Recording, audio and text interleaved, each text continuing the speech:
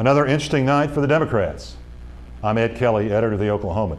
With me from Washington is Chris Castile, chief of the Oklahoman's Washington Bureau, and Mark Green, national editorial writer for the Oklahoman. Both men are frequent contributors here on News OK TV. Okay, gentlemen, is it unfair to ask this question after the vote yesterday in West Virginia? If Barack Obama is the presumptive nominee, why can't he finish off Hillary Clinton? Well, I guess I can't put her away if she won't go away. I mean, there's no question that the way the system's set up, that he cannot win enough pledged delegates to get the nomination, especially if she keeps saying it's 2,100 and something rather than the 2026 that he says it is. But if he gets enough super delegates in the next few weeks to clinch the 2026, I think he'll say that he has put her away.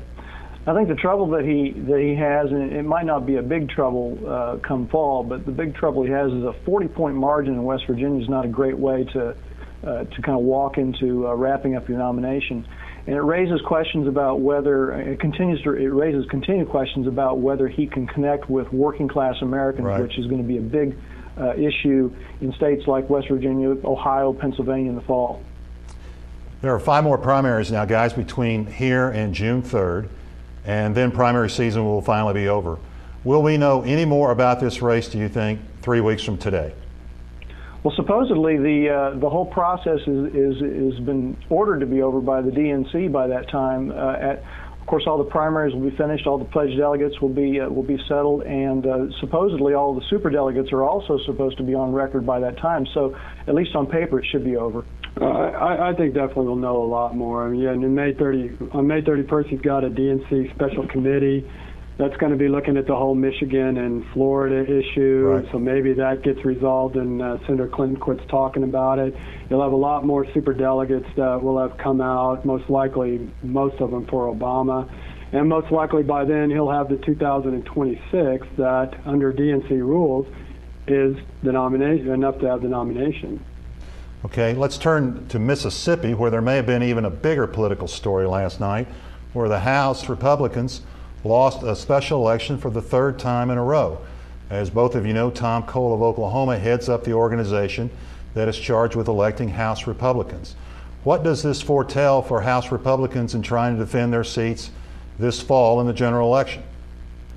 Well, it definitely doesn't look good for them. I mean, I think if the OU Sooners were to lose to North Texas State and Tulsa in the first couple weeks of the season, I don't think you'd feel real good about how they were going to do against Texas and Kansas. Right.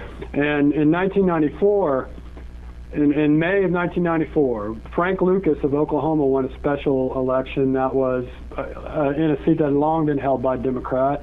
And a few weeks later, a Republican in Kentucky won a seat that had been held by Democrats for over 100 years. And we right, know later in that year, in 1994, Republicans took over the House for the first time in 40 years. So it looks now, today, like the Republicans who lost control of the House in 2006 are going to be in a lot of trouble in November. Wow. I think the only thing you can say about it from a Republican standpoint is they've got to be awfully glad the election's not tomorrow or next week, because, as Chris said, all of the indicators, all the leading indicators are bad for them.